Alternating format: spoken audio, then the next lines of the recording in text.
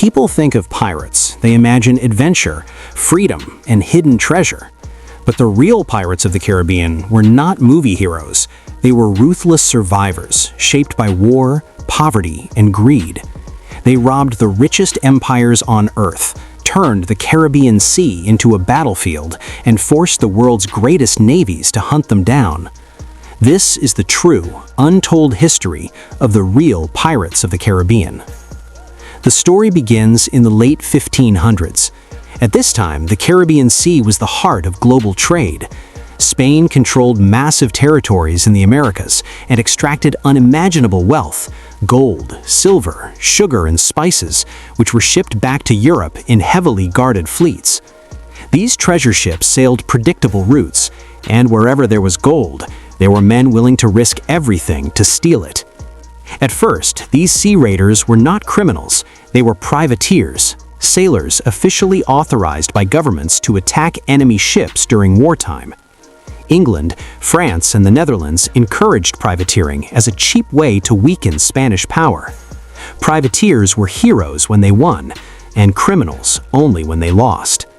But when wars ended, thousands of sailors were suddenly unemployed. They knew the trade routes, they knew how to fight, and they knew how rich Spanish ships were. So they turned to piracy. By the early 1700s, the Caribbean Sea had become the most dangerous sea in the world. This period became known as the Golden Age of Piracy. Pirate crews came from all backgrounds: poor sailors, escaped slaves, former soldiers, and even fallen nobles. Life under imperial rule was harsh, and piracy offered something rare: opportunity. On pirate ships, captains were often elected. Loot was shared by agreed rules. Injured sailors received compensation. For many, piracy felt more fair than life under kings and empires. But this freedom came at a terrible cost. Pirate attacks were fast and brutal. Merchant ships were often outgunned and surrendered quickly. Those who resisted faced torture or death.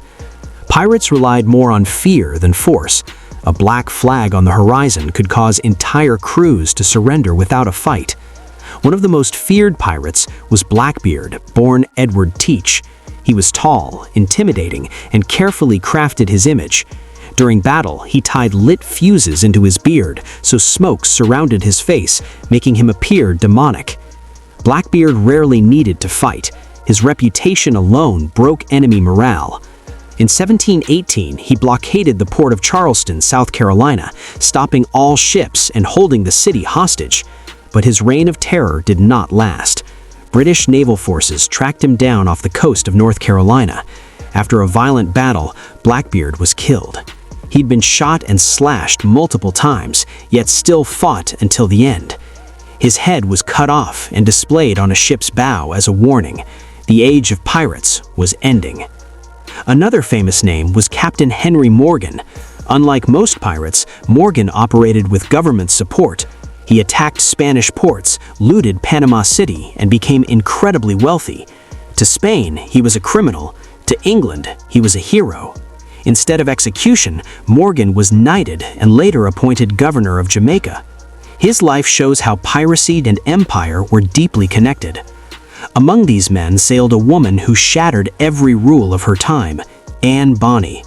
Born in Ireland, Anne rejected society's expectations. She dressed as a man, fought fiercely, and earned the respect of her crew. Captured by British authorities, she avoided execution due to pregnancy. Her final fate remains unknown, adding mystery to her legend. Anne Bonny proved that piracy was not only about crime, it was also rebellion.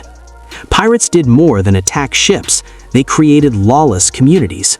The most famous was Nassau in the Bahamas. Here, pirates formed their own society. There were no kings, no taxes, and no empires, only survival. For a brief moment, pirates ruled the Caribbean. But this freedom terrified European powers. Piracy threatened global trade and colonial control. Insurance costs skyrocketed. Merchants demanded protection. Empires responded with force. By the 1720s, Britain and other nations launched an all-out war against piracy. Naval patrols increased. Rewards were offered for pirate heads. Governors were ordered to crush pirate havens. Some pirates accepted royal pardons, others refused and paid the price. Executions became public spectacles. Pirates were hanged in ports, their bodies left in chains to rot as warnings. The message was clear: the seas now belonged to empires, not outlaws. One by one, pirate legends fell. By the mid-17th century, the Golden Age of Piracy was over, but its impact lived on. Pirates weakened Spanish dominance, they reshaped naval warfare, they influenced modern maritime law, and they left behind stories that refused to die. The real pirates of the Caribbean were not heroes and not simply villains. They were men and women caught between empire and survival. They challenged the world's most powerful nations and, for a short time, won. The Caribbean Sea may be peaceful today, but beneath its waters lies a past filled with rebellion, blood, and stolen gold. And that is the true history of the real pirates of the Caribbean.